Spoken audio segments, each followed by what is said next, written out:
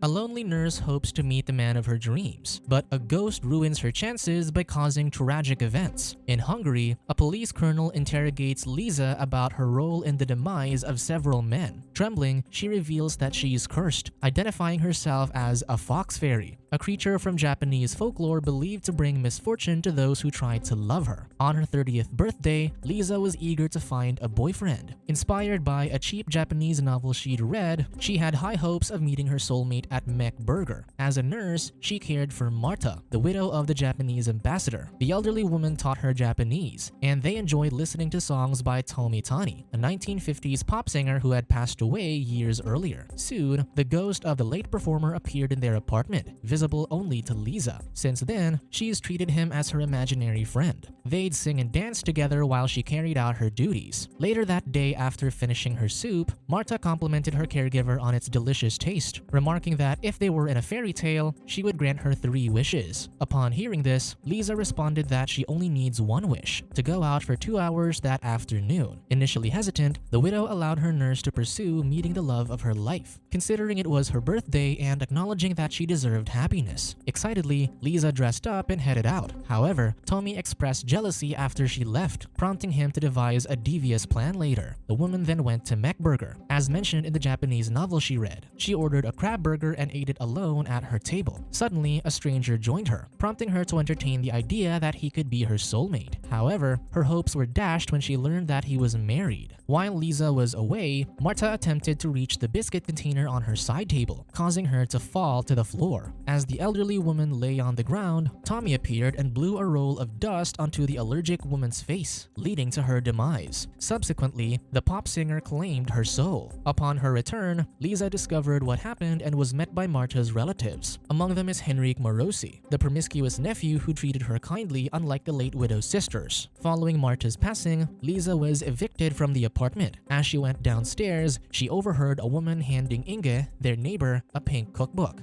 Desperate, she advised her to prepare a meal for her widower son to win his affection. Shortly after, Henrik descended the stairs and introduced himself to the attractive woman as Marta's nephew. In a flirtatious move, he handed her his calling card and gave one to Lisa, informing her that she needed to return to the apartment. It turned out that the late widow wanted the nurse to inherit the flat and also find a husband. Furious and jealous, Marta's sisters headed to the police station to report their suspicion that Lisa was involved in their sister's demise to obtain the apartment. Sergeant Zoltan, fresh from the province, was assigned by the police colonel to take on the case. Upon returning to the apartment, Lisa continued to dream of finding her true love and looked at Henrik's calling card, believing he might be the one. When she realized she had no telephone to contact him, Tomi signaled her to go downstairs, prompting her to consider borrowing Inge's phone. However, just before she could knock on the door, she heard loud noises. Realizing that Henrik was already spending romantic time with her attractive neighbor. Heartbroken, she descended further and opened the trash, where she discovered the cookbook inside. She recalled the woman's advice to Inge about using the book to prepare a meal for her son to win his heart. Hopeful, Lisa saw this as her chance to find a boyfriend finally. She took the cookbook and asked Tomi to suggest what to start first. The pop star then blew the pages, turning it to the carp with maple syrup recipe. After preparing the dish, the woman opened the windows. Downstairs, Karui smells the delicious dish, eventually leading him to meet Lisa and bring flowers for her the following evening. The woman invites the man in for dinner. After finishing his soup, he mentions he hasn't tasted anything as good since his wife Malvin passed. Seeing similarities, he starts addressing the nurse in his late spouse's name. Later, as Lisa prepared a cup of tea for her guest, Tomi appeared and intervened. He blew on the man's face, causing him to eat carp and maple syrup and accidentally get the food stuck in his throat. After a few bites, he suddenly collapsed, and Lisa attempted to save his life with a tracheotomy. She then contacted the police using another phone, prompting them to investigate the scene at the flat. After the incident, Lisa was broke from spending all her money on dinner for Karui. She planned to rent out Marta's empty room to make ends meet, but realized she needed something for people to contact her. Luckily, while searching the cupboard, she found an old phone. Suddenly, a museum brochure about fox fairies fell on the floor. Curious, Lisa flipped the pages and noticed a missing picture on one of them. Shortly after, she read the material and learned about the cursed creatures, like Sunga Tamagotchi, a fox fairy who stole souls. Sadly, the magical beings led any man who desired them to eventual demise. Solitary and doomed, they often chose to end their own lives in the forests of Nasu, Japan. Meanwhile, the police colonel grew suspicious about why Lisa called an ambulance after Karui's throat was sliced, not using her phone line. To investigate further, he tasked Zoltan with keeping an eye on the woman. Following his superior's order, Zoltan returned the sharp tool to Lisa the next day. Upon entering, he noticed the woman had a phone, prompting her to explain that it was an old one she had found in the cupboard. The sergeant then expressed interest in renting the room, prompting the woman to lead him to March's room. Later, Lisa called Henrik, informing him that she found a new tenant and needed an extra key. She requested to borrow his because she had no money to get a new one. Meanwhile, the sergeant did his business in the bathroom, prompting the woman to inform him that the flush was broken.